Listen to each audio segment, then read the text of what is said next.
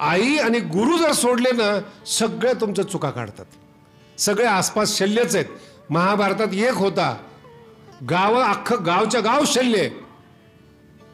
मी मागे सांगितलं तुम्हाला महाराज भिंत चुकीची शल्यच आहे. अरे विकास झाला ते बघ ना. चुकलं तर चुकलं. सगळं स्टेज साफ असावं कुठेतरी कागद असावा ह्या शल्य होतो. सगळं बरोबर आहे पण ते जरा चुकीचं दिसतंय बरं का. शल्य उत्साह रहित. हे वर्ष तर सगळं मंगळी नाही आहेत.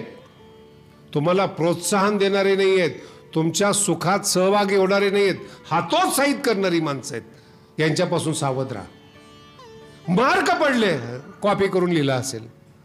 एखाद्या माणसाने बॉडी तयार केली असेल. बॉडी तयार करणं म्हणजे साधी गोष्ट नाही. 3-3 तास लोखंड उचलावं लागतं जिममध्ये जाऊन. विनाकारण मेहनत करायची 3-3 तास. पोटावर नियंत्रण ठेवावं लागतं तेव्हा पोट सेफमध्ये येतं. आणि अशा माणसाला जर गेले बॉडी वगैरे काय नाही नुसतं पावडर खाऊन मोठा झालाय काही बोलणं. हातोचा शल्य आहेत. तुम्ही चांगले मार्क पाडा. अजून 2 मार्क पाडले असते तर बरे झालं असतं. अरे पाडलेत ना त्यांनी 90 पाडलेत 92 पाडलेत. कॅपॅसिटीपेक्षा जास्त उत्साह दाखवत नाहीत. आता आम्ही कधी कधी सप्ताहाच्या मिटिंग असतात ना आम्ही पाहतो विश्व स्वधर्म सूर्य पाहो. आपापल्या कर्मामध्ये आपापल्या धर्मामध्ये आपापल्या ज्याच्यामध्ये आपण निष्णात आहोत त्या सगळ्या विषयामध्ये निष्काम बुद्धीने ईश्वरार्पण बुद्धीने कर्म व्हावं याला स्वधर्म म्हणतात. तो प्रत्येक जीवाच्या मनुष्याच्या वाट्याला येवो अशी प्रार्थना आहे. पुन्हा एकदा आपण जे अध्ययन केलेलं आहे श्रवण केलेलं आहे त्याचा छोटासा आढावा घेतल्यानंतर मग आपल्याला थोडेसे पुढचे संबंध राहतील. विश्वात्मक देव प्रसन्न झाल्यानंतर पहिली जी मागणी ती खळाची व्यंकटी सांडो तया. ज्याची व्यंकटी गेलेली आहे तया सत्कर्मी रती वाढो. सत्कर्मात प्रेम निर्माण झालं पाहिजेत. रती आपण सगळे शब्दार्थच पाहतोय भावार्थ पाहतोय. फार खोल आपण अजून गेलेलो नाही. आणि रती उत्पन्न झाल्यानंतर द्वेष मत्सर एकमेकाच्या श्रीमंतीला एकमेकाच्या द्वेषाला आपण कारणीभूत होऊ नये म्हणून भूता परस्परे पडो मैत्र जीवांची ओवी खूप मोठी आणि महाग आहे. शहरातली लोक टक्केवारी करत असताना मुलाचा जीव घेणी प्रतिस्पर्धेत टाकतात. त्यांना जगू देत नाही ते. यांनी गाडी घेतली यांनी साडी घेतली यांनी शरीर कमवलं यांनी हे प्रतिस्पर्धा नसली पाहिजेत. प्रतिस्पर्धा रहित असणाऱ्या जीवनाला भूता परस्परे पडो मैत्र जीवा. कोणीही श्रीमंत व्हा कोणी ज्ञानी व्हा सगळ्यांमध्ये आत्मा एक आहेत ही भावना ज्याच्यामध्ये आहे तो भूता परस्परे पडो मैत्र जीवांचे. आणि मग याच्या पुढचा जो साधक आहे ज्याचा अज्ञान रूपी अंधकार गेलेला नाही त्याला दुरिताचे. दुरित म्हणजे पाप नाही अज्ञान. अज्ञानाचा अंधकार. कारण की तो 3 टप्पे पार करून आलेला खळ. पहिल्यांदा तो खळ होता नंतर व्यंकटी गेली सत्कर्मात रती आली भूता परस्परे पडो करुणा त्याच्या अंतःकरणात निर्माण झाली. आता तो खळ नाही आहे पण अज्ञानी आहेत. सद्गुणी आहे पण अज्ञानी आहेत. सच्चरित्रवान आहेत तरी देखील अज्ञानाचा अंधकार आहेत. त्याचं तिमिर जावो आणि सकल अर्थमती प्रकाशो. त्याप्रमाणे स्वधर्माचं प्रकाशन त्याच्या मतीमध्ये हो. इथपर्यंत आपण एवढ्या दिवसामध्ये अर्थ पाहिला. आता ज्याची इच्छा शुद्ध झाली पहा काय बोललो. ज्याची इच्छा शुद्ध झाली त्याला म्हणतात जो जे वांछील तो ते लाहो प्राणीजात. यावत प्राणी मात्र. ज्यांचं तिमिर गेलेलं आहे स्वधर्मामध्ये स्वकर्मामध्ये जो नित्यरत आहेत त्याच्या इच्छा पूर्ण व्हाव्यात. कोण करणार इच्छा पूर्ण त्याच्या. अतिशय सुंदर वाक्य आहेत. वर्षत सकळ मंगळी. भगवान श्री ज्ञानोबा एवढे विशेष आहेत ना. हळूहळू तुमचा प्रवास संतांच्या दिशेने करतात ईश्वराच्या दिशेने नाही. बरं ईश्वर पहिल्यांदाच आलेला आहे. विश्वात्मक देव असेल विश्वात्मक गुरु असेल पहिलाच टप्पा आहे तो विश्वात्मक. पण त्या व्यापक परमात्म्यापर्यंतचा जो प्रवास आहे दुर्गुण गेल्यानंतर सद्गुणाबरोबर जाणारा जो प्रवास आहे ते साधू संत आहेत. त्याच ओव्या फार महत्वाच्या आहेत. ज्या ज्ञानोबरायांचा आत्मा आहे. संतांचं वर्णन जर ज्ञानोबरायांनी प्रारंभ केलं ना, थोडं चाललेल्या विषयाला बाजूला ठेवतात आणि हे गुरुनी म्हणावं बरं का, तू संत स्तवनी रतसी. ओवी पाठ असेल, कळाली नाही ती. संताबद्दल चांगलं बोलणं हा भाग वेगळा आहे. ज्या त्या माणसाला स्वतःच्या जातीतल्या आवडत्या संताचा अभिमान आहे म्हणून तो त्या संताबद्दल बोलतो. अर्थ कळाला तुम्हाला? आमच्याकडचे संत असे आहेत. एकाने तर मला एवढं सांगितलं, आमचे संत इतके मोठे आहेत, खंडाळ्याच्या घाटात टायर पंक्चर झालं आणि आमच्या स्वामीला कळालं, गाडी उलटणार होती की लगेच बाबाने आशीर्वाद दिला आणि हवा भरली टायरमध्ये. म्हटलं उलटले असती तर बरं झाली असती. असे संत जगून काय फायद्याचे जे टायरमध्ये हवा भरतात? हे संतांचं काम आहे काय? वर्षत सकळ मंगळी हे काम आहे. अर्थ लक्षात ठेवा. का आता हे मी फार बोलत नाही तुम्हाला, माझा स्वभाव त्या बाबतीत खूप कठीण आहे. संसाराला मदत करणारा मंत्री सुद्धा असतो, व्यापारी असतो, मित्र असतो. साधूने जर पुन्हा मदत केली तर नवीन काय केलं? कळते तुम्हाला साधू कशाला म्हणतात? जिथे जिथे तुमची उणीव आहे संसारामध्ये, व्यापारी तुम्हाला सहकार्य करतात, उधार देतात, मंत्री तुम्हाला फंड देतात, कार्यकर्त्याचे घर चालतात, काम देतात, यांना संत म्हणणार का तुम्ही? संसाराला जर मदत करणारा संत असेल तर हे लोक पण संत आहेत जे खळ आहेत. कळते तुम्हाला? तुमच्या जीवनाला मदत करणं वेगळं, तुमचा बौद्धिक विकास करणं वेगळं, तुमची तुम्हाला भेट करून देणं वेगळं. अर्जुनाचे इतके गोड शब्द आहेत.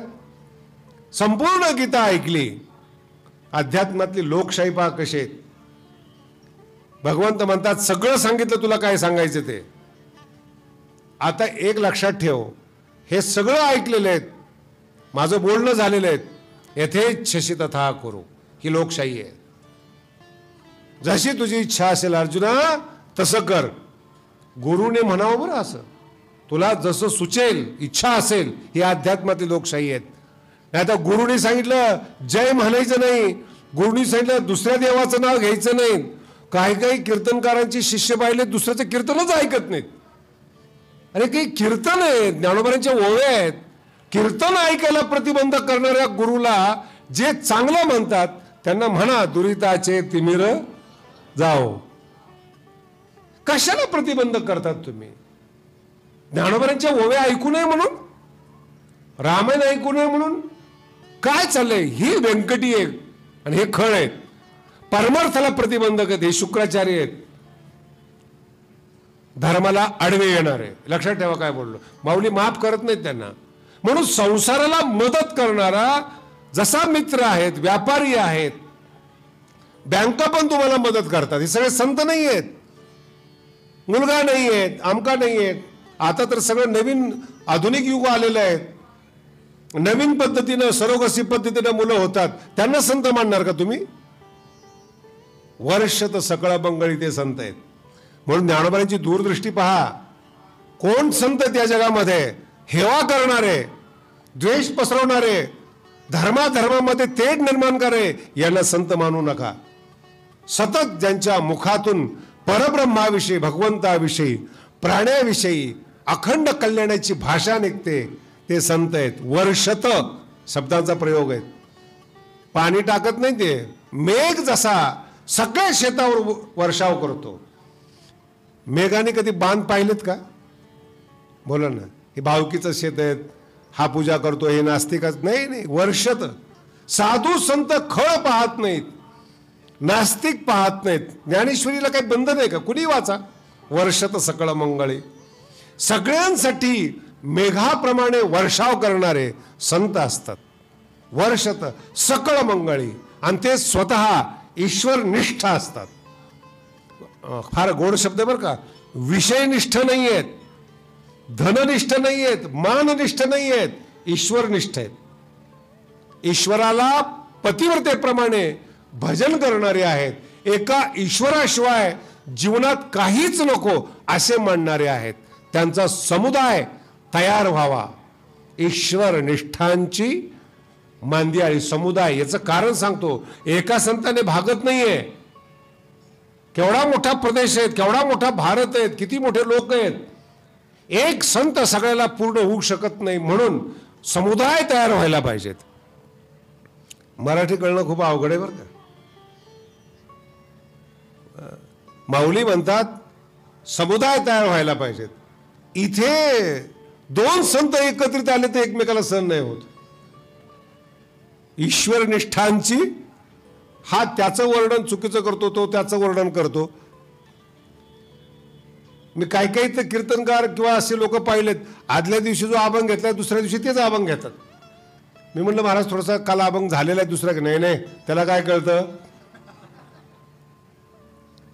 माझा अर्थ का द्वेष व्यंकटी हे संत नाहीत, समुदाय. मला सांगा ज्ञानोबांच्या काळात कोणत्या संतांनी भांडण केलं होतं. सगळ्या जातीतले संत एकत्रित आले. ज्ञानोबांनी ईश्वर निष्ठांची मांदियाळी केली.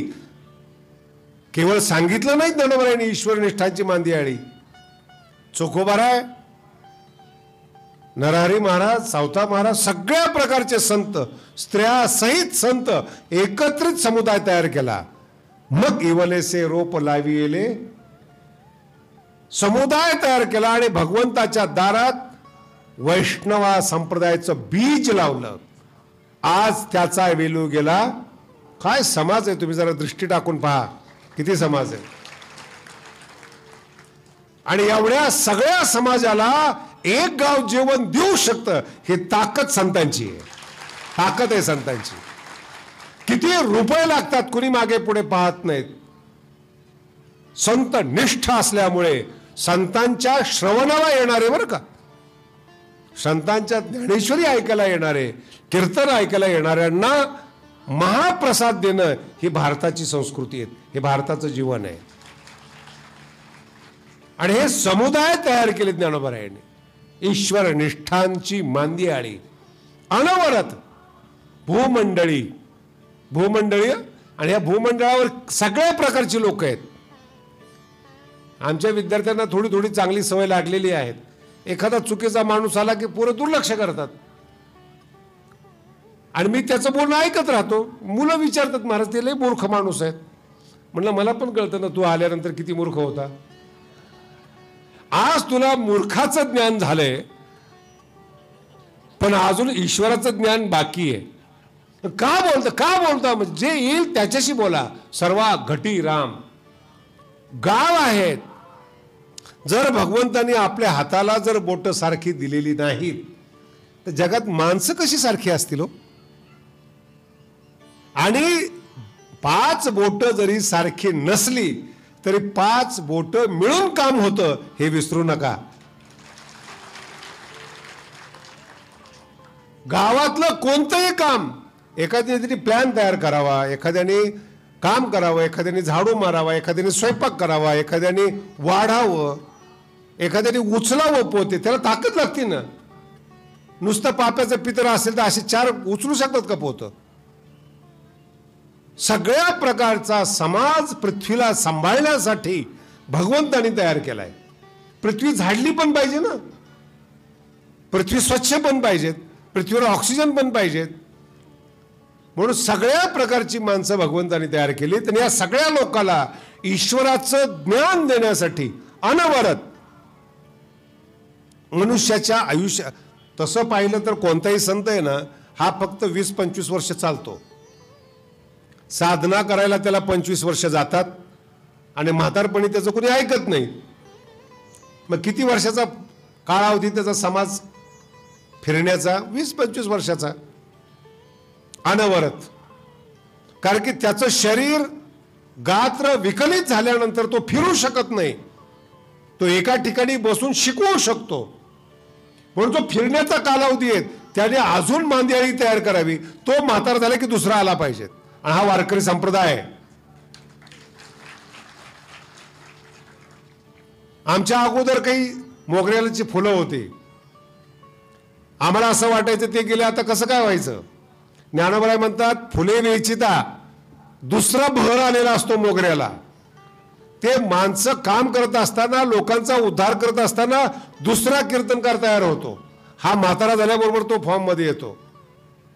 तो फॉर्म मध्ये आल्याबरोबर दुसरे तयार आहेत. हे ज्ञानोबरायांचा वारकरी संप्रदायावर आशीर्वाद आहेत. राग वा येईल तुम्हाला, पण बोलून दाखवतो तुम्हाला. वारकरी संप्रदाय सौभाग्यवान आहेत, विधवा नाही आहे. एक माणूस गेला तर संप्रदाय विधवा होतो. माहित नाही तुम्हाला अजून. एक संप्रदाय स्थापन करणारा, पंथ स्थापन करणारा माणूस गेला ना, त्याच्या इतका दुसरा येत नाही पुन्हा. त्याचे अनुयायी असतात पण त्याच्या सारखा नसतो. वारकरी संप्रदाय एकासारखा, एक मोगऱ्याचे फुलं उत्पन्न करणारा संप्रदाय आहेत. कोणाचेही कीर्तन ऐका, सगळे टेस्टीच आहेत. अर्थ कळाला का? कोणाचेही कीर्तन ऐका, सगळे टेस्टीच आहेत. मला एकाने सांगितलं, महाराज काही ऐकत नाही, काही विनोद करतात, काही ज्ञान सांगतात. बोल, तुला काय टेन्शन आहे, तू तुझं बघ ना, तुला काय ऐकायचंय. पण दुकान म्हणल्यानंतर सगळ्या प्रकारचा माल लागतो. तसं वारकरी संप्रदाय सगळ्या प्रकारचे कीर्तनकार लागतात. हीच माऊलीची विशेषता आहे, हाच माऊलीचा आशीर्वाद आहे. म्हणून द्वेष नाही. हा फुले येत आहे ना मंडपामध्ये, काही कमी आहे काय? काय काय कीर्तनकार बघितले मी, मगाशी सांगितलं ना तुम्हाला, काय विद्वान कीर्तनकार असतात. मस्त कीर्तन चालू आहे, त्याच्या समोर माणसं झोपतात. भगवानगडावर 96 साली भगवान बाबांची जयंती साजरी केली होती. 100वी शतक साजरं केलं होतं भगवान बाबांच्या जन्माचं 96ला. आणि ते नियोजन माझ्याकडे होतं त्या काळात. आता माझ्या लक्षात आलं की डोंगरावर माणसं येणं म्हणजे काहीतरी एक वेगळे कार्यक्रम ठेवले तरच. मग त्या काळात मोठमोठ्या गायकाचे कार्यक्रम ठेवले, भावगीत गाणारे वगैरे वगैरे. एक माझा मित्र होता, तो इतका आग्रह करायचा, नाही नाही शास्त्रीय गायन ठेवाच. मी म्हटलं नको रे, डोंगरावर नाही चालणार आहे, शहरात ठीक आहे. नाही नाही एक कावड्या ठेवलंच पाहिजे. ठेवलं मी एक. त्या गायकाच्या पुढं अख्खा मंडप झोपला, हे मी पाहिले. पूर्ण मंडप. पण तो गायक एवढा पठ्ठ्या होता, झोपलं तरी 3 तास कार्यक्रम केला. झोपले. मी त्यांना तास 1.5 तास झाल्यानंतर म्हणलं, महाराज थोडं झोपले. झोपू दे, आपण आपला आनंद घेऊ. ते त्यांचा आनंद घेतात. सगळ्या प्रकारचे गायक पाहिजेत, भावगीत गाणारे पाहिजेत, ख्याल गायक पाहिजेत, जलद गतीनं गाणारे पाहिजेत. तसं वारकरी संप्रदाय सगळ्या प्रकारचे प्रबोधनकार पाहिजेत, सगळ्या प्रकारचे. याचं कारण सांगतो तुम्हाला. पृथ्वी आहेत, सगळ्या स्वभावाचे लोक आहेत, तेवढ्या स्वभावाचे कीर्तनकार पाहिजेत. वारकरी संप्रदायात येतील ते लोक. नाही ते एकाच स्वभावाचे असलेले ते मुठभर लोक, त्याच्यामध्ये जे तत्वज्ञान ऐकायला नीरस तरुवर, वाणीमध्ये रस नाही, सिद्धांतात रस नाही, याच्यात रस नाहीत. याचा चेहरा पाहिला की परमार्थ नकोसा वाटतो, असे संत नको. कसे पाहिजेत? वर्षत सकळ मंगळ शब्दाचा वर्षत शब्दाचा अर्थ आहे ओलावा. संपूर्ण समाजाला प्रेमाचा ओलावा देणारे, प्रेमाचा मंगळाचा वर्षाव करणारे. तोंड पाहून नाही, समाज आणि जात पाहून नाही. कारण की आळंदीमध्ये राहत असताना कोणाचीही जात न पाहता सगळ्यांना मधुकरी मिळालेली आहे. सगळ्या समाजाच्या भाकरी खाऊन तुम्ही कीर्तनकार झालात. म्हणून जाती इतर वारकरी संप्रदायात राहू शकत नाही. आणि अनेक ठिकाणी प्रमाण दिलेले आहेत. याती भलती नारी नर, दोन्ही शब्द आहेत. स्त्री असो पुरुष असो, कोणत्याही समाजाचा असो, वर्षत सकळ मंगळी. ईश्वर निष्ठ पाहिजेत, एवढीच माऊलीची अट आहेत. तो ज्ञानेश्वरी निष्ठ असावा, माऊलीवर प्रेम करणारा असावा, तुकोबरायावर प्रेम करणारा असावा, देवावर प्रेम करणारा असावा, धनावर प्रेम करणारा नसावा, मानावर प्रेम करणारा नसावा. स्वभाव असू द्या, मानावर प्रेम नसावं. इतका समाज जमतो याचा अभिमान नसावा. ईश्वर निष्ठ असलेला अनवरत भूमंडळी भेटो. शब्द फार गोड आहेत. आणि त्याचं चरित्र आणि चारित्र्य कसं असायला पाहिजे. मंगळ बोलणार आहे, मंगळाचा वर्षाव करणार आहे, पण तो कसा असला पाहिजे. चंद्रमेजे अलांछन. कलंक शब्द नाही वापरला ज्ञानोबारायाने. काय वापरलाय? अलांछन. चंद्रमा आहेत पण अलांछन आहेत. कोणताही लांछन त्या साधूच्या जीवनावर आलेलं नाही. आणि सूर्यासारखा तेजस्वी आहे, मतीमध्ये अर्थ प्रकाशित करणारा आहे, पण लोकांना ताप देणारा नाही. सूर्य आहे पण ताप देणारा नाही. चंद्रमाप्रमाणे शीतल आहे, अलांछन आहेत. चंद्रमेजे आणि येणाऱ्या लोकांची अपेक्षा पूर्ण करणारे आहेत. मोठा विषय आहे. आता यानंतर आपण पुढच्या 3 ओव्याचा संग्रह पाहत आहोत. 2च दिवस राहिलेले आहेत. वर्षत सकळ मंगळी. काल थोडासा शब्दार्थ सांगितला मी. चला कल्पतरूचे आरव, खूप सुंदर अर्थ आहे याचा. चालते बोलते कल्पतरू. जिवंत चिंतामणी, चिंतामणीचे गाव. एक चिंतामणी नाही आहे, पूर्ण चिंतामणीचं गाव आहे. वर्षत सकळ मंगळी याचा शब्दार्थ आपण पाहिला. आणि तिसरी जी ओवी आहेत, संतांचं व्यक्तिमत्व कसं असलं पाहिजे या विषयावर आपण 2 शब्द सांगितले. अलांछन, शीतल असणारा प्रकाश, रसयुक्त औषधीयुक्त प्रकाश. चंद्रमेजे अलांछन. चंद्र आणि सूर्य. चंद्रामध्ये लांछन दोष आहे, सूर्यामध्ये अधिक ताप आहे. आता सुद्धा मशीन गरम होतात म्हणजे ताप आहे. पण हा प्रकाश आवश्यक आहे. चंद्राच्या प्रकाशात सगळं दिसत नाही. चंद्राच्या प्रकाशात शीतलता आहेत, दिसणं कमी आहेत. सूर्याच्या प्रकाशामध्ये स्पष्ट दिसतं पण उष्णता जास्त आहेत. ह्या दोन्ही दोष संतांमध्ये मायनस ज्ञानोबारायांनी केलेले आहेत. चंद्रमेजे अलांछन, कलंकरहित चंद्रमा, तापरहित. मार्तंडजे तापहीन. आणि दोन्हीकडे 2 शब्द आहेत वेगळे वेगळे. ते सर्वाही एकदा दोनदा भेटले, आशीर्वाद दिला, चांगलं म्हटले असं नाही. सदा सज्जन. सदा शब्द काळवाचक आहे. कधी कधी एखादा देव प्रसन्न होतो, कधी कधी पत्नी प्रसन्न होते, कधी कधी व्यापाराचा एखादा दिवसाचा सेल चांगला होतो, कधी कधी लॉटरी लागते त्या टाईप पीक येतं शेतकऱ्याचं, कधी कधी वक्तृत्व चांगलं होतं. हे कधी कधी शब्द आहेत. ज्ञानोबाराय म्हणतात सदा सज्जन. सदा ते जे सज्जन आहेत ते सदा सोयरे होतो. सदैव त्यांच्याशी नातं असलं पाहिजे. ही एक ओवी आहे. याच्या मागे त्यांचा स्वभाव सांगितलेला आहे. हे त्यांचं व्यक्तिमत्व आहे आणि खाली त्यांचा महिमा आहे. कसा महिमा आहे? चालते बोलते कल्पतरू. चला म्हणजे प्रवचनातून उठून निघायचं नाहीये. चला म्हणजे चालते कल्पतरू. आणि एक चिंतामणी जर आपल्याला मिळाला तर सगळ्या इच्छा पूर्ण करतो. एक संत जणू काही तो चिंतामणीचा गाव आहे. चैतना म्हणजे जिवंत, चिंतामणीचे गाव. हे 2 आहेत. आणि तिसरं लक्षण फार छान आहे. काय लक्षण आहेत? बोलतीचे अर्णव पियुषांचे. हे फक्त ज्ञानोबारायचे. जगात दुसरं कुणीच नाहीत. ज्यांचे बोल अमृताप्रमाणे आहेत या पृथ्वीवर फक्त ज्ञानोबा आहेत, बाकी कुणीच नाही. आणि हे जे 2 लक्षणं सांगितले ना मी तुम्हाला आता, चालते कल्पतरू, जिवंत चिंतामणी, आणि ज्यांचे शब्द समुद्र म्हणजे बोलतीचे अर्णव. अर्णव म्हणजे समुद्र. पियुषांचे. संत जेव्हा बोलतात असं वाटतं समुद्र भरले, म्हणजे अमृताचा भरलेला समुद्र बोलतोय असं वाटतं. उपमा सुद्धा असे भरगच्च पाहिजे. तो भरलेला समुद्र. पियुषांचे. बोलतीचे अर्णव. अर्णव म्हणजे समुद्र. कशाचे समुद्र बोलते ते? पियुषांचे. आणि आपले बोललेलं सुद्धा ज्ञानोबा उपमा देतात. बोलले ती वृष्टी इंगळाची. एखाद्याच्या मुखातून शब्द पडले ना, इंगळ जसं चटका देतो चाव, त्याप्रमाणे दंश होतो त्याचा. हे आपली बोल. आणि संत जेव्हा बोलतात मनाला गारवा देणारे बोलतात, याचाही विषय आपला बराच विषय झालेला आहे.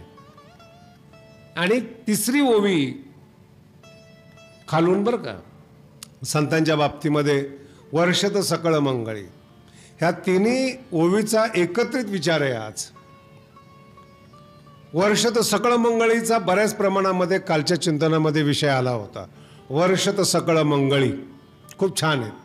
ईश्वर निष्ठांची मांदियाळी समूह, ईश्वर निष्ठांची मांदियाळी ज्ञानोबराय सांगता. अनवरत भूमंडळी भेटो या भूता तया भूता जे असेल ते.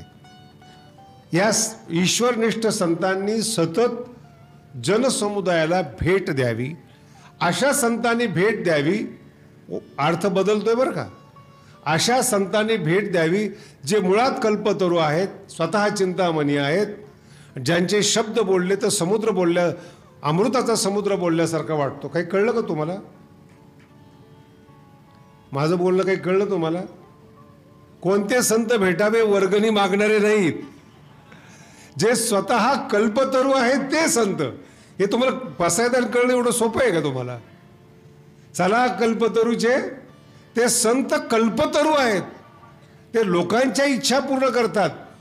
चेतना चिंता मनीचे गाव, मनात जेवढ्या चिंता आहेत त्या चिंतेचं अपहरण करणारे संत आहेत, चिंता मिटवणारे संत आहेत.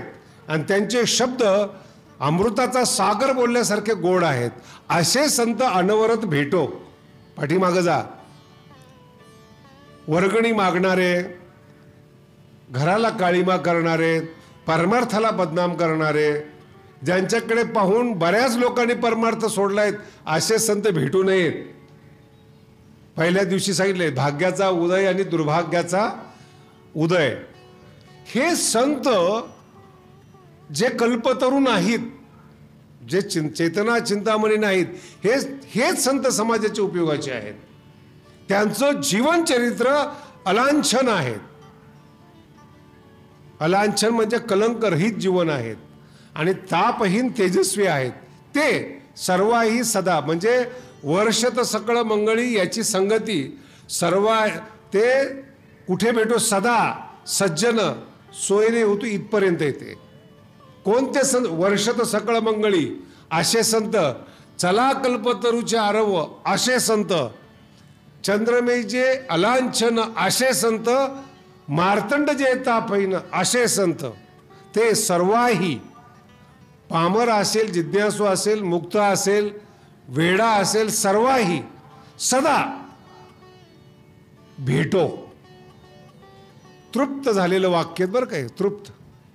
अशा संतांना भौतिक जगाची गरज नाही आहे. भौतिक इच्छा ज्याच्या पूर्ण झालेल्या आहेत असे संत समाजाला भेटावेत. परमार्थ बदनाम होत नाही. लक्षात येतं काय बोललो तुम्हाला? परमार्थ बदनाम होत नाही. परमार्थात रस आहे असं अरसिकाच्या लक्षात येतं. ज्यांना परमार्थाची घृणा आहे, चुकीच्या लोकांकडे पाहून त्यांच्या मनामध्ये विरक्ती निर्माण व्हावी असं वाक्य बोलती जे अर्णव पियुषांच्या असं येतं. सगळ्या अंगाने ओव्यात फार छोटे आहेत, छोट्या ओव्या आहेत, सगळ्या अंगाने वर्षत मंगळाचा वर्षाव करतात. हे जे संत असतात ना, भयानक कठीण असतात. दोन प्रकारची माणसं या जगामध्ये आहेत. सज्जनामधले बोलतोय बरं का मी. दुर्जन दुर्जन आहेत, त्यात प्रकारच नाही. सापात काय प्रकार आहे? जे विषारी नाग आहे त्यात काय प्रकार आहेत? काळा असेल, लाल असेल, गव्हा रंगाचा असेल, कसाही असेल, विष विषच आहे, माणूस मारतोच. म्हणून दुर्जनाची कोणत्या रंगाची कातडी आहे किंवा तो संसारात कोणत्या पदावर आहेत हे दुर्जनाला पाहायची गरज आहे. दुर्जनच आहे तो. सज्जनात दोन प्रकार आहेत. एक सज्जन पाया पडायला गेल्यानंतर, दर्शन घेतल्यानंतर आशीर्वाद देतात, हे सज्जन. आणि संत सदैव वर्षत सकळ मंगळी. तुम्ही आशीर्वाद मागा न मागा, मराठी समजून घ्या, मागा न मागा, ते भगवंताला मागतात सगळं जग सुखी असावं. सर्वे भवन्तु सुखिनः ही संतांची मागणी. सर्वे, पामर असू द्या, लहान असू द्या, मोठा असू, हे संत आहेत. आणि सज्जनमध्ये काय होतं, जे विद्वान आहेत सर्व ही स्वार्थी असतात, यांच्यामध्ये अहंकार असतो, यांना वाटतं पाया पडल्यावर मी आशीर्वाद देईल. बरेचसे पक्षातली लोक असे आहेत, व्यापारातली लोक असे ते म्हणतात आम्हाला निमंत्रण दिल्यावर आम्ही विचार करू. सगळे प्रकार आहेत. खूप गोड प्रसंग आहे. वर्ष तर सकळ मंगळी आणि खूप मोठे मोठे माणसं आहे त्याच्यामध्ये, म्हणून हा विषय सांगतोय तुम्हाला. वर्ष तर सकळ मंगळी. गीतेचे 18 अध्याय पूर्ण झाले. पहा, अगोदर जरा दृश्य समोर आणा. धनुष्य खाली ठेवलेलं आहेत अर्जुनाने आणि गीता ऐकायला बसलेल्या आहेत. गीता ऐकून झाल्यानंतर तो धनुष्य उचलतो, युद्धाला तयार होतो. काय गीता सांगितली काय नाही कोणाला माहित नाही, या दोघांनाच माहिती काय झालं काय नाही. यानंतर पुढचा विषय फार महत्वाचा आहे. मला खूप चांगल्या रीतीनं ते श्लोक जे आहेत असे डोळ्यापुढे दिसतात आज सुद्धा. युद्धाला एकादशीला सुरुवात झालेली, मार्ग शीर्ष शुद्ध एकादशीला सुरुवात, पहिला दिवस युद्धाचा. आणि युद्ध सुरू होण्यापूर्वी काही कोणालाही काही न सांगता युधिष्ठिर खाली उतरतो. धनुष्य ठेवून अंगावरचे कपडे म्हणजे शिरस्त्राण वगैरे जे युद्धाचे ड्रेस आहे तो काढून खाली उतरतो आणि भीष्माच्या दिशेने चालायला लागतो. अगदी बारकाव्याने ऐका बरं का, खूप छान दृष्टांत आहे ते. भीष्माच्या दिशेने चालायला लागतो. धर्म पुढे चालला, भीम त्याच्या मागे. भीमाचं एक वैशिष्ट्य आहे बरं का, भीमाने कधीच विचार केला नाही. त्याच्या मनात आलं, 2 शिव्या दिल्या, त्याच्या मनात आलं, प्रसन्न झालो म्हणून सांगितलं. पण विचार करणं हा भाग भीमाकडे नाहीच. आणि हीच माणसं जगात क्रांती करतात जे अनुयायी असतात. ते विचार करणारे कन्फ्यूज. 12वी पास झाली काय घेऊ, 10वी पास झाली काय घेऊ, सायन्स घेऊ काय घेऊ, काय घेऊ काय घेऊ मध्येच मागे राहतात. ते यांना काय व्हायचं हेच नक्की नाहीये. भीम कधी विचार करत नाहीत. जरासंधाला मारायला जायचं होतं, तसा पाहिलं तर जरासंध हा श्रीकृष्णाचा शत्रू. भीमाचं आणि जरासंधाचं भांडण झालेलं नाही, वैर नाही. पण कृष्णाला वाटलं आता जरासंधाने 18 वेळेस आपल्यावर स्वारी केली, त्याला हरवलं, आता जरासंधाला मारलं पाहिजे असं कृष्णाच्या मनात आलं. भीमाचं काहीच नाही. संध्याकाळी येऊन सांगितलं भीमाला, भीमा उद्या आपल्याला जरासंध आहे त्याला मारायचं आहे, चल बरोबर. त्याने विचारलं कधी जायचं, सकाळी जायचंय. काही प्रश्न नाही, कोण जरासंध, का मारायचंय, काय कर, हा भागच नाही. ज्याचा हा भाग मजबूत आहे ना, हा भाग कामच करत नाही. सकाळी ते गदा फिदा घेऊन व्यायाम वगैरे करून भगवंत जिथं झोपलेले होते त्या दरवाजा पुढे तयार होऊन हजर. अर्जुनाला भेटायला भीमाला. अर्जुना सगळी तयारी वगैरे कुठं चाललाय, म्हणजे कोणाला तरी मारायचंय. मराठवाड्याच्या भाषेमध्ये बोलतो, कोणाला तरी ठोकायचंय म्हणून सांगितलंय. अरे कुणाला मारायचंय, अर्जुन विचारतोय कुणाला मारायचंय, आपल्या काय घेणे. कृष्णाने सांगितलं मारायचं. यांना गीता लागत नाही, यांना आदेश लागतो. मराठी कळते, यांना तत्वज्ञान लागत नाही. पक्षाचा आदेश, वरचा आदेश आला की यांनी खाली काम करायचं. हे भीम अजिबात विचार करायचा नाही वर काय होतंय ते. अर्जुनाला सांगितलं मला काय माहिती कुणाला मारायचं का मारायचं, म्हटलं कृष्ण मारायचं मारायचंय. अरे पण कोण आहे काय आहे काय, कृष्णाने विचार करायला आपलं डोकं कशाला चालवायचं. याला श्रद्धा म्हणतात. एक विचार करणारा आहे, आपण विचार करायचा नाही तर घर सुरळीत चालतं. एका घरात सगळे जर विचार करायला गेले, घरातल्या घरात विरोध होतो, शक्ती दुभंगली जाते. 4 जणी एकत्रित आहेत, 4 सुना आहेत. कधी जरी एका सुनेला वाटलं माहेरी जावं लगेच जाते ती. 3 सुना घर सांभाळायला असतात. एकत्रितपणाचे फायदे सांगतोय तुम्हाला. आणि 4ही विभक्त झाल्या. आई आजारी पडली, वडील आजारी पडले, सुनेला जाता येत नाही कधी. घरात मुलगा उपवासी आहेत, नवऱ्याला डबा करायचा आहे, जाऊ शकत नाही. एकत्रित कुटुंब असू द्या, कोणावरही संकट, एक जण गेला काही फरक पडत नाही. एकत्रित कुटुंबाचे फायदे आहेत, एकत्रित उत्पन्नाचे फायदे आहेत आणि एकत्रित असणाऱ्या माणसाच्या गाव नादी लागत नाहीत. हे सगळ्यात मोठं वैशिष्ट्य आहे. एकत्रित असणाऱ्या गावच नादी लागत नाहीत. परमार्थ करणारा पुण्यात फार जवळचा एक शिष्यवर्ग होता, मांडणारा होता. 8 भाऊ, 8च्या 8 पैलवान, एकत्र कुटुंब, नातू झाले, त्यांना वेगळं नाही निघाले. कळते? आत्ताची गोष्ट आहे पुण्यातली. 8 जण भाऊ एकत्रित, नातवाचे लग्न झाले, सगळ्या एकत्रित कुटुंब. मी त्यांना विचारलं काय काय रस आहेत? सगळे पैलवान आहेत. नाही कळालं? सगळे पैलवान आहेत. ते म्हणजे आम्ही ऐकतच नाही कुणाचं. आमची 8 जणांची बैठक होते, ठरतं काय झालं काही नाही. त्यांनी जे जे ऐकलं, बघा, त्यांनी जे जे ऐकलं आम्ही 8 जण बसून मीटिंग करतो. सगळ्याची मनं मोकळे होतात. दुसऱ्या दिवशी कामाला. सगळ्या गावाने फोडण्याचा प्रयत्न केला, फुटले नाहीत. शेवटी मृत्यूजवळ आल्यानंतर त्यांनी 8 जणांनी एकसारखे 8 बंगले बांधले. नाही अजून कळालं. सुना सासव्या झाल्या तरी वेगळं निघाले नाही. पण आता हेच जायच्या लेवलला आल्यानंतर 8 प्रकार, कुणी कोणत्याही बंगल्यात जा, सारखं फर्निचर, सारखं घर, सारखं स्क्वेअर फूट. गावात दहशत असते एकत्रित राहण्यामध्ये. याच भारतामध्ये हिंदूला 1 लग्न अलाऊ आहेत आणि मुस्लिम लोकांना 4 लग्न अलाऊ आहेत. संविधान 1 आहेत. एकत्रितपणाची दहशत आहे ती. सगळेजण एकत्रित राहतात म्हणून त्यांचा कायदा वेगळा आणि हिंदू लोकांचा कायदा वेगळा. ह्याला लोकशाही म्हणतात. पडते का तुम्हाला? सगळ्याला समान पाहिजे, नाही होत. संघर्ष शक्ती कलियुगे, महाभारताचं वाक्य आहे. एकत्रित राहा तर तुमची शक्ती आहेत. एकत्रित नसाल कुणी तुम्हाला समाप्त करून टाकेल. मांदियाळी शब्दाचा अर्थ आहे हा बरं. ईश्वर निष्ठांची एकत्रित राहा, समुदायाने राहा, संरक्षण होईल तुमचं. विभिन्न राहिलेत, मतभिन्नता राहिलीत, फूट पडली तुमच्यामध्ये, कुणीही फायदा उचलेल.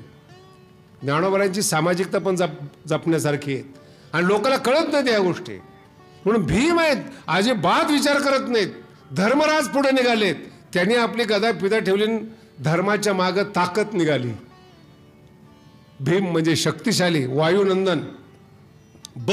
बल धर्माच्या मागे असावं, धर्माच्या पुढे बल नसावं. अनियंत्रित असतं ते बल. धर्माने वागणारं बल विजयाकडे जातं. धर्माच्या पुढे असणारं बल आसुरी संपत्तीतलं बल मानलं जातं. अहंकारम बलम, आणि ते बल पतनाला कारणीभूत असतं. अर्जुन पाठीमागे निघाला, आता 2 पुढे गेल्यानंतर तिसरा काय करणार आहेत? आणि 3 पुढे निघाल्यानंतर हे 2 जण नकुल आणि सहदेव पाठीमागे निघालेत. एकाच्या हातात शस्त्र नाही. आणि सगळ्यात मोठा चमत्कार, सगळे धर्मराज निघाल्याबरोबर भीम उतरायच्या अगोदर भगवान कृष्ण धर्माच्या बरोबर निघाले. महाभारत आहे बरं, समजून घ्या किती छान आहे. भीम उतरतोय त्याच्या अगोदर धर्मराजाच्या माग श्रीकृष्ण आणि मग भीम आले. आणि एकमेकाला काहीच बोले ना, का चाललेत, कुठं चाललेत, काहीच माहिती नाहीत. धर्मावर विश्वास आहेत, चुकीचं करणार नाही. याला म्हणतात भाऊ. आपला भाऊ आहेत, जरी त्यांनी आपल्याला सांगितलं नाही पण चुकीचा निर्णय घेणार नाहीत असा विश्वास आहे. ही एक बाजू सांगितली तुम्हाला. कृष्णासहित 5 जण भीष्माकडे निघाले. नाही अजून कळालं. जी दुसरी बाजू होती ना कौरवाची, ते आज सुद्धा कौरव आहेत बरं का, जिवंत आहेत. त्यांनी ती विशेष धनुष्य नाही, शस्त्र नाही, पायी चाललेत, पायात चपला नाहीत. आणि कौरवामध्ये गोंधळ सुरू झाला. हरले हरले हरले. अहो, ते जे कौरवाचे सैनिक होते त्यांनी आपले कपडे काढले आणि फिरवायला सुरुवात केली. हे महाभारतात लिहिलेलं आहे. विजयाच्या अगोदर आणि बोलायला सुरुवात केली, शिव्या द्यायला सुरुवात केली धर्माला. अरे आम्हाला माहिती आहे याची ताकद किती आहे. यांनी शस्त्र खाली ठेवलं आणि कौरवाला शरण आला. हा क्षत्रिय वंशातला नाही आहेत, खानदानी नाही आहेत, अशा शिव्या महाभारतात लिहिलेल्या आहेत बरं. क्षत्रिय नाही आहेत, चांगल्या कुळातला नाही आहेत. आज शरण येतो, बरं काही संबंध नाही, कुणाला काही माहीत नाही, काही काय उडवतील लोक काहीच कळत नाही महाराज.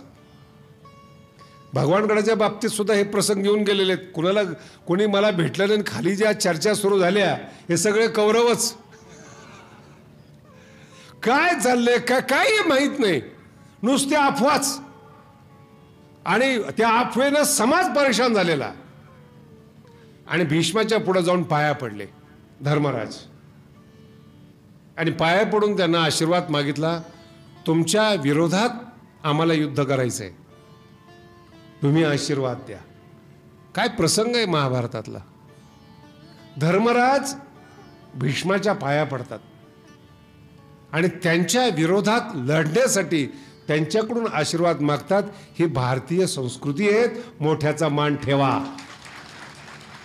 जीवन आहे, असे प्रसंग येतात, मोठ्याच्या विरोधात लढावं लागतं. पण मोठा हा मोठाच असतो, अपमान करून लढायचं नसतं. कधी अपमान करायचा नसतो मोठ्यांचा. मान द्या, हे धर्मराज आपल्याला शिकवतात आणि पाया पडतात. भीष्माचं वाक्य खूप महत्वाचं बरं का. शापये त्वाम महाराज, एक शब्द आहे. धर्मराज तुम्ही पाया पडायला आले म्हणून विजयी व्हा असा आशीर्वाद देतो. जर तुम्ही पाया पडायला आले नसताना शापये त्वाम महार, मी शाप दिला असता, तुम्हाला विजय मिळू नये याच्यासाठी मी प्रयत्न केला असता, पण तुमची विनम्रता पाहून मी तुम्हाला विजयाचा आशीर्वाद देतो. याला जिंकणं म्हणतात. युद्ध सुरू होण्यापूर्वी विनम्रता जिंकली आणि मागणी मागायला सांगितली धर्मराजाला. हे पहा, मी दर्शनाला आलास, काहीतरी देणं माझं काम आहे, फक्त तुझ्या पक्षात युद्ध करायला मागू नकोस, बाकी सगळं माग मी तुला द्यायला तयार आहे. आणि याचं कारण सांगतो. काही काही सिद्धांत ना इतके मजबूत आहेत भारतीय दर्शनामध्ये. अमेरिका असेल, युरोप असेल, सगळे महाभारताच्या सिद्धांतावर चालतात. पुढचा श्लोक ऐका म्हणजे तुम्हाला कळेल महाभारत म्हणजे काय.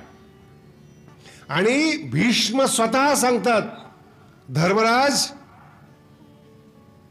अर्थस्य पुरुषो दासो. श्लोक पाठ करा, छोटा श्लोक आहे. अर्थस्य पुरुषो दासो दासस्त्वर्थो न कश्चित इति सत्यम महाराज बद्धोस्मर्थेन कौरवे. खूप गोड श्लोक आहे, अर्थ फार छान आहेत. संपूर्ण जग आत्ताचं एवढ्या श्लोकावर चाललेलं आहे. संपूर्ण जग एवढ्या एका श्लोकावर चाललेलं आहे. संपूर्ण जग. अर्थ पहा कसा आहे. अर्थस्य पुरुषो दासो. धर्मराज आणि हे भीष्माचार्य सांगतात, धर्मराज या जगामध्ये सगळे पुरुष पैशाचे गुलाम आहेत. पटतंय का? संस्कृत कळलं नसेल त्याचं मराठी सांगतोय तुम्हाला. अर्थस्य पुरुषो दासः. कॉर्पोरेट कंपन्या असू द्या, राजकारण असू द्या, जग असू द्या, पैशाने माणसं विकत घेतले जातात. हे महाभारतात लिहिलेलं ही भारतीय संस्कृती आहे. किती जुनी आहेत आणि लोकांचा स्वभाव कसा आहे हे त्यात लिहिलेले आहेत. आपल्याला अभिमान पाहिजेत ऋषी आपले एवढे बुद्धिमान होते म्हणून. अर्थस्य पुरुषो दासो. माणसं अर्थाचे गुलाम आहेत. अर्थाचे गुलाम आहेत. पुढचा शब्द आहे का, दासः अर्थस्तु न कश्चित. पैसा कुणाचा गुलाम नाही. पैसा कुणाचा गुलाम, किती मोठा माणूस असू द्या. मी तुम्हाला दुसऱ्या दिवशी दृष्टांत दिला होता. फक्त त्याची किंमत कळली पाहिजे तुम्हाला, हा कितीला मिळतो. काही काही लोक सांगतात, स्वामीजींच्या घरी असा एक प्रसंग घडला, मला फार लागला तो प्रसंग म्हणून सांगतो तुम्हाला. 2 कोटीचा पगार होता एका माणसाला आणि तो स्वामीजीकडे आला होता दर्शन घ्यायला. शब्दांचे प्रयोग व्यवस्थित ऐकाय, सिद्धांत लक्षात ठेवा. आणि मी नुकताच स्वामीजीकडे गेलो होतो, 84-85ची गोष्ट आहे. 2 कोटी पगार त्या काळातला, कंपनी चालवणारा माणूस. त्याला खाली माझं बोलणं झालं आणि मी स्वामीजी बरोबर गेलो दर्शनाला. आमचे स्वामीजी म्हणजे स्वामीजी. दर्शन घेतलं, मी स्वामीजीला परिचय करून दिला, बडे आदमी है, ऐसा वैसा है. स्वामीजीने एक शब्द विचारला, क्या करते हो? महाराज कंपनी में 2 करोड़ का पैकेज है. अच्छा अच्छा अच्छा ठीक. काही बोलले नाही स्वामीजी, गेले निघून आतमध्ये. मला एवढं वाईट वाटलं, एवढा मोठा माणूस पाया पडायला आलेला आहे, आश्रम आहेत, अर्थावर चालतो. जर स्वामीजी 2 शब्द चांगले बोलले असते तर आश्रम अजून फास्ट झाला असता. ही आमची त्या काळातली कल्पना. काही बोलले नाही स्वामीजी. तो खाली आला. खाली आल्यानंतर मला म्हटलं स्वामीजी को 5 लाख रुपए देना था, लेकिन स्वामीजी ने बात नहीं किया. मैंने कहा मैं बात करता हूँ. नहीं अभी जाने दो, बाद में मैं मिलूंगा. गेला निघून तो. जाता जाता हे वाक्य सांगून गेला मला, 5 लाख देने थे, स्वामीजी ने बात नहीं किया, अभी हम दूसरे को दे देते. गेला निघून तो. मी वर गेलो, स्वामीजीला बोललो. आता ते आमचा तो स्वभाव. 2 प्रकारचे पुत्र असतात पहा जगामध्ये. एक नाद संतान असते आणि एक बिंदू संतान असते. आईपासून जे मुलगा उत्पन्न होतो त्याला बिंदू संतान म्हणतात, आणि शिकवण्यापासून ध्वनीपासून जो शिष्य तयार होतो त्याला नाद संतान म्हणतात. दोन्हीही मुलंच असतात. एक बापाचा असतो आणि एक गुरुचा असतो. हे दोन्ही मुलं असतात, आणि त्यामुळे थोडा हट्ट चालतो. मैं बोला स्वामी जी वो 5 लाख रुपए देने वाला था, ऐसा था. अरे तुमको नहीं मालूम, स्वामीजींचा शांतीने बोलण्याचा स्वभाव. बोले बड़ा आदमी है. बोले बड़ा काय काय. बोले नौकर तो है. अर्थ कळला का? मला पण कळला नव्हता. बड़ा काय काय, नौकर है. नौकर कभी भी बड़ा नहीं होता. छोटा दुकानदार हो लेकिन वो मालिक होता है. नौकरी करने वाला कितना भी बड़ा हो, नौकर होता है. गुलामी त्याच्या रक्तात असते. त्याला ऑर्डर फॉलो करावे लागतात, टार्गेट पूर्ण करावं लागतं. शेवटी तो बांधलेला आहे. अर्थस्य पुरुषो दासो. मालक नाही आहे तो, नौकर आहे तो. किती बुद्धिमान असेल, किती मोठा प्लॅन करणारा असेल, नौकर आहे तो. म्हणून कधी कधी राजकारणामध्ये क्रॅशेस निर्माण होतात. कलेक्टरला सुद्धा बोलतात तो आमचा नौकर आहे, जनतेचा नौकर आहे. पण दुकान चालवणारा जर माणूस असेल ना, भले 200 रुपयाचा त्याचा व्यापार असेल, पण तो मालक आहे. त्याच्या मनावर आहे दुकान उघडायचं का नाही उघडायचं. खरं आहे का? नाही उघडायचं दुकान, नाही विकायच्या वस्तू, मालक आहे तो. अर्थस्य पुरुषो दासो. कितीही 2 कोटी पगार असेल, 10 कोटी पगार असेल, काही काही मोठमोठ्या कंपन्या आहेत अमेरिकेमध्ये, 100 कोटी पगार आहेत, पण नौकर आहे. महाभारत सांगतं अर्थस्य पुरुषो दासा. पैशामुळं गुलाम आहेत. बुद्धी गुलाम झाली पैशामुळं. पैसा कुणाचा गुलाम नाही. दासा अर्थस्तु न कश्चित. आणि हे भीष्माचार्य म्हणतायत महाभारतातले. हे गल्लीतला कोणी माणूस बोलत नाही. आयुष्यभर ज्यांनी राजकारण केलेलं आहे ते भीष्माचार्य म्हणतात. इति सत्यम. युधिष्ठिरा हे खरं आहे, आणि माझा अनुभव सांगतो तुला. माझी इच्छा आहे तुला मदत करावी. भीष्म म्हणतात ना, माझी इच्छा आहे तुला मदत करावी, पण मला दुर्योधनाच्या पैशांनी सांभाळलंय. बद्धोस्मी अर्थ कौरवे. कौरवाच्या अर्थानं मी बांधलो गेलोय, म्हणून तुला आशीर्वाद देतो. तुझ्या बाजूने मी येऊ शकत नाही. असे बरेच लोक आहेत. पार्टीमुळं मतदानाला दुसऱ्या बाजूने असतात, पण अंधारात सांगतात नाईलाज आहे, आम्ही यांच्या बाजूने प्रचाराला आहोत, अंधारातून आम्ही तुम्हालाच मतदान करू. आता आम्ही बांधलेलो आहोत, भावकीनं आहेत, दादागिरीनं आहेत, नाईलाज आहेत, पण अंधारात. ते मतदान आता सुरू झालं बरं का. त्या काळात सुरू झालं असतं ना तर युद्ध झालं नसतं महाभारताचं. सगळे मत पांडवाला पडले असते. बद्धोस मेर्थेन कौरवे. हे वाक्य द्रोणाचार्याचं पण आहे आणि कृपाचार्याचं पण वाक्य आहे. आशीर्वाद घ्यायला आला म्हणून तुला आशीर्वाद देतो. आम्ही अर्थानं बांधलेले आहोत. अजून मराठी कळत नाही तुम्हाला. भीष्माचार्य भारताचे सेनापती, पांडवाचे आणि कौरवाचे गुरु द्रोणाचार्य अर्थानं बांधलेले आहेत. कृपाचार्य अर्थानं बांधलेले आहेत. एवढी मोठी माणसं देखील पैशानं बांधली जातात. छोटे छोटे लोकांकडे बघत जाऊ नका. त्या अर्थानं बांधलेले आहेत. यांनी बांधून घेतलंय त्यांना. अर्थाने बांधण्यासाठी माणूस फार मोठा लागतो बरं का. नाही तर उद्या तुम्ही हा श्लोक स्वतः करता वापरायचे. काय करावं? बद्धोस मेर्थेन. अरे तुम्ही कशाला बांधला गेलायत? तुम्ही होऊन बांधला गेलायत. अर्थाने बांधावं याच्याकरता खूप मोठं व्यक्तिमत्व. जगातली सगळी माणसं अर्थान. ही वर्ष तर सकळ मंगळी नाही आहेत याच्याकरता सांगतोय. भीष्माचार्य जे सेनापती आणि यांच्यामध्ये एकता नसते. तुम्हाला एक खूप छान सांगतो वर्ष तर सकळ मंगळी म्हणजे काय. आता दुर्योधनाच्या बाजूने 18 अक्षौणी सेना आहेत, जवळपास 1.5 लाख 2 लाख सैनिक आहेत नियमाप्रमाणे. आता हे सैनिक दुर्योधनाच्या बाजूने दिसतं, 11 अक्षौणी सेना आहे दुर्योधनाच्या यांच्यात एकमत नाहीये. ज्यावेळेस सैनिकाची बैठक झाली सेनापतीची, तर कुणी कुणी कुठं उभं राहावं याच्यावर मतभेद झाले आणि भीष्माचार्याने कर्णाचा अपमान केला आणि कर्णाने सांगितलं जोपर्यंत भीष्माचार्य सेनापती आहेत तोपर्यंत मी युद्ध करणार नाही. आठवतंय सगळ्याला? जोपर्यंत भीष्माचार्य सेनापती आहे तोपर्यंत मी युद्ध करणार. अर्थ कळतो का तुम्हाला? कर्ण भीष्माचार्याच्या मरणाची वाट पाहतोय, हे दुर्योधनाचं दुर्भाग्य आहे. कर्ण काय म्हणतो? भीष्म जिवंत असेपर्यंत मी युद्ध करणार नाही. म्हणजे कोणाच्या मरणाची वाट पाहतोय तो? हे वर्ष तर सकळ मंगळी. हे दिसायला एकत्रित आहेत आणि शल्याच्या बाबतीतच विचारता सोय नाहीत. शल्याने धर्मराजाला सांगितलंय मी शरीराने दुर्योधनाच्या बाजूने पण काम तुझं करणार, काही टेन्शन घेऊ. असं युद्ध जिंकत असतात का? दुर्योधनाचा अभ्यास करा. बद्धोस्म्यर्थेन कौरवे ठीक आहेत, पण मनानं त्यांच्या बाजूने नाही. आणि उपाय काय?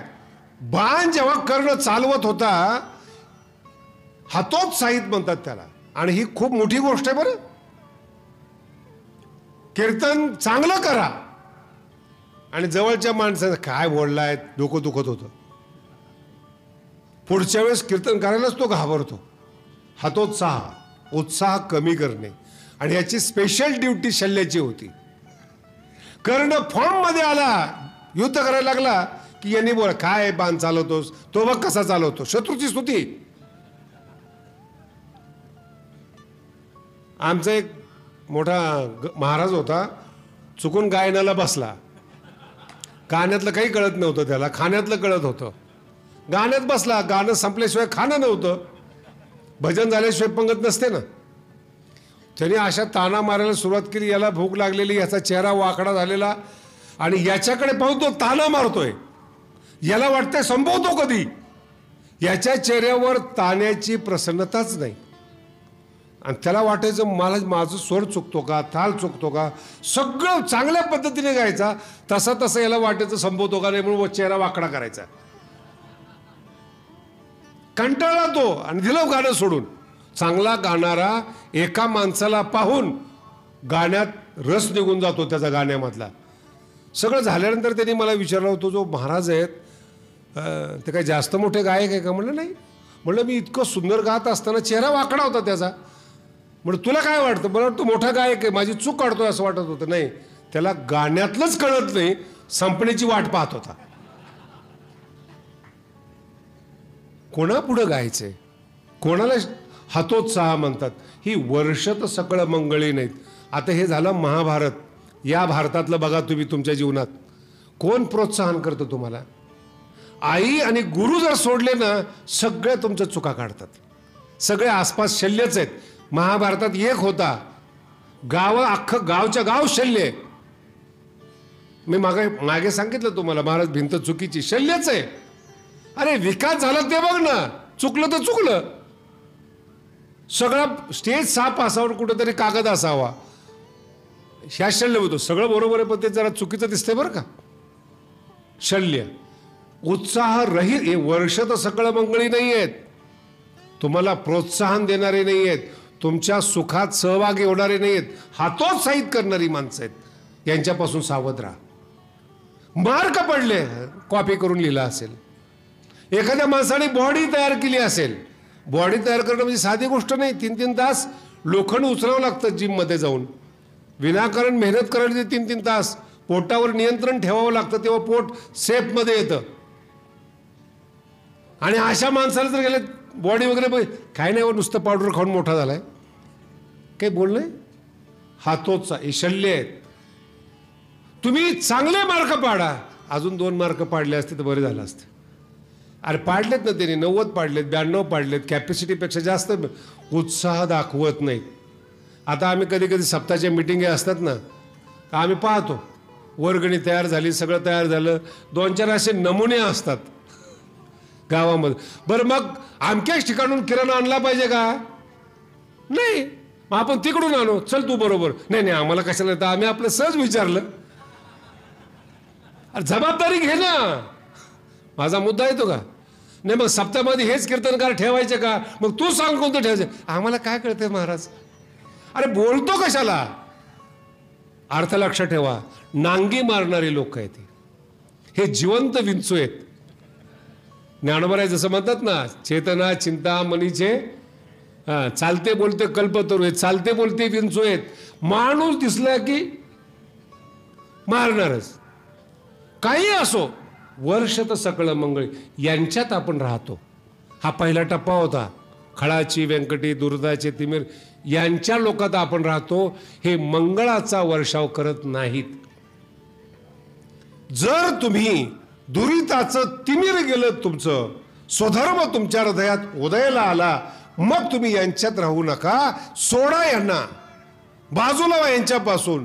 आणि जा कोणत्या समुदायामध्ये जे सदा आनंदाबद्दल बोलतात, सदा परब्रह्माबद्दल बोलतात, सदा आनंदाच्या गोष्टी करतात. सगळे अभंग हेच आहेत. सदा नाम घोष करू हरी, सर्व सुखले आलो सर्व अलंकार.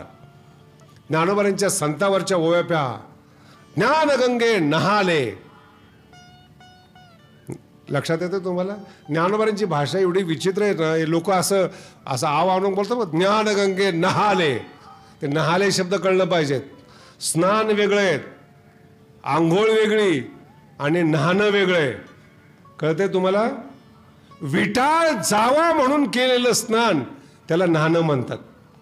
संसाराचा विटाळ ज्याचा केलेला आहे ते ज्ञानगंगे नहाले. ही ज्ञानोबांची भाषा आहे. एवढ्या सोप्या ओव्या नाही येत्या. ज्ञानगंगे नहाले, पूर्णता जेवोनी धाले, तृप्त झाले.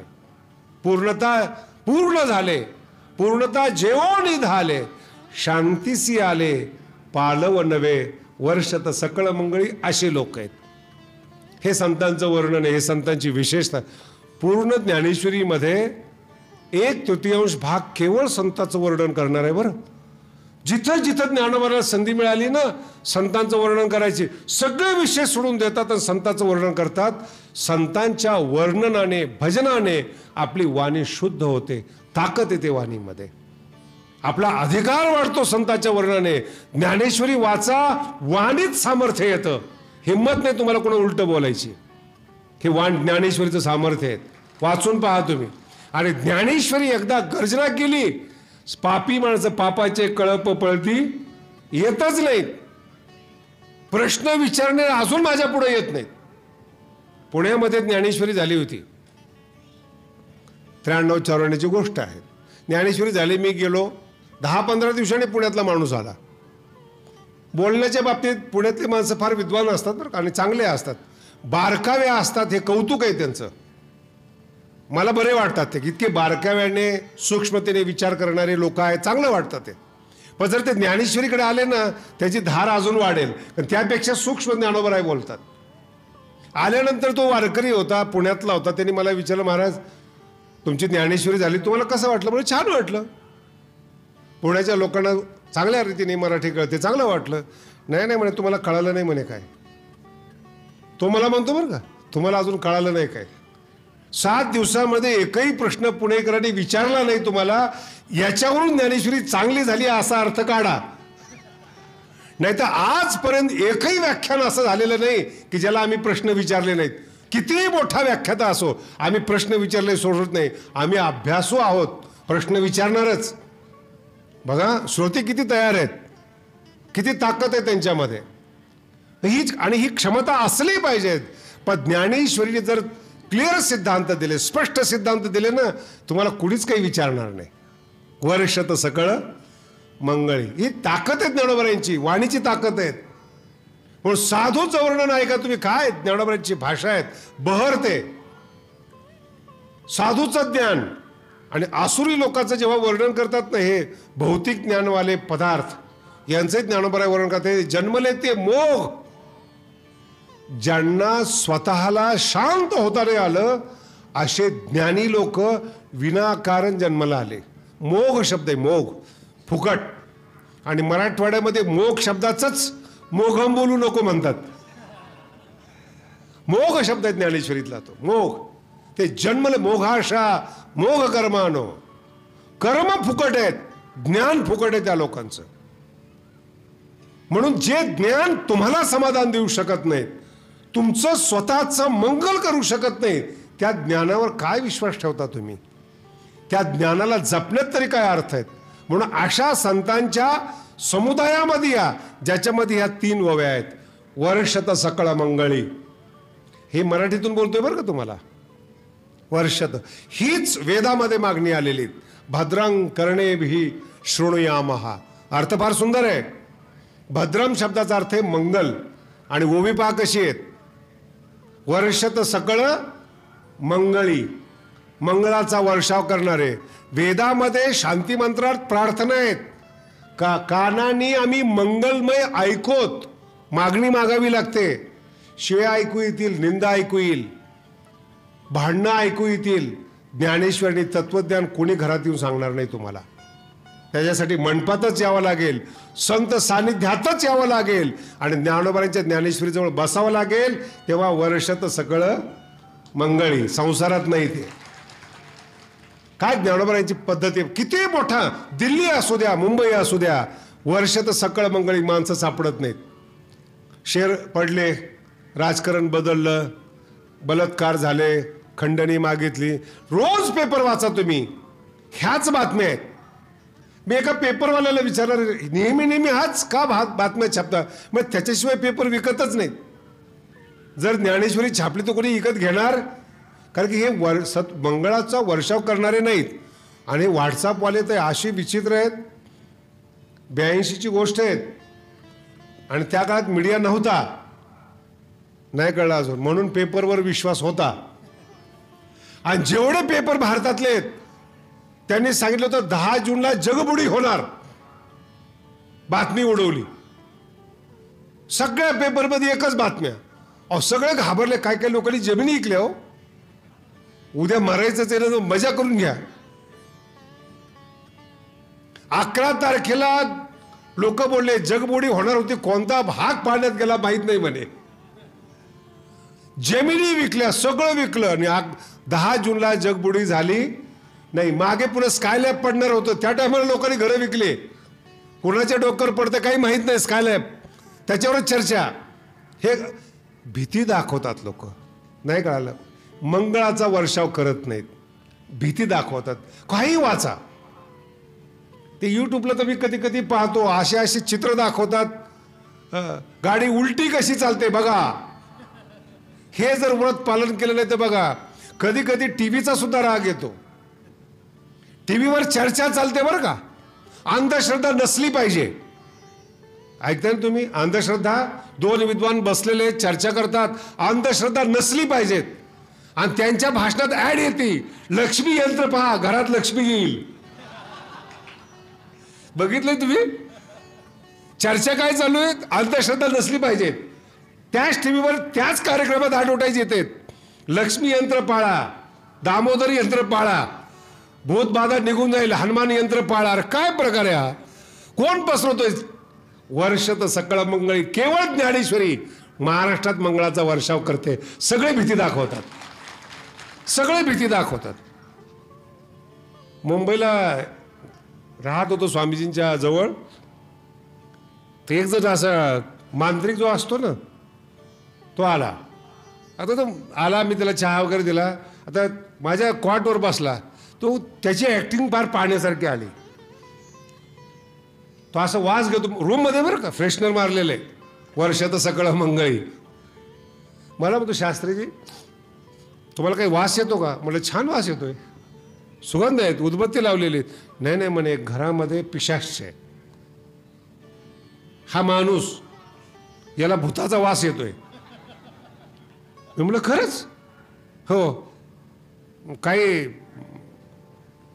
आराधना करावी लागेल, यज्ञ करावा लागेल, छोटंसं काहीतरी करावं लागेल म्हणे, तर ते भूत जाईल म्हणे तुमच्या घरात. आम्हाला राहू दे ना भूत बरोबर, आमच्या बरोबर कोणीच राहत नाही, निदान भूत तरी बरोबर, पण तू नको. तो भीती दाखवणारा माणूस आहे. आणि ते भूत आतापर्यंत जर माझ्या बरोबर राहत आहे, ते अजून त्यांनी मला भीती दाखवली नाही. कोण चांगलं आहे, भूत का हे? बोला ना. भीती दाखवणारे माणसं चांगले का खरं भूत चांगले? त्यांनी कधी भीती दाखवली नाही. तो कधी आमोशाला मला जागा करायला आला नाही. मी जाऊन स्वामीजीला सांगितलं, मैंने कहा ये आया है ऐसा ऐसा बोल रहा है, अरे बड़ी अच्छी बात है, महात्माओं के साथ अगर भूत रहते तो बड़ी अच्छी बात है, इसको निकालो. आणि त्याच्या पुढे जाऊन सांगतो, भगवान शंकर प्रसन्न याच्यामुळे भूते वेताळे नाचती. हर्षयुक्त कृष्ण शंकराने माणसं जवळ ठेवले नाही तर शंकर सुद्धा दुखी झाले असते. भूते वेताळे नाचती हर्षयुक्त उमापती, आनंद आहे त्यांना.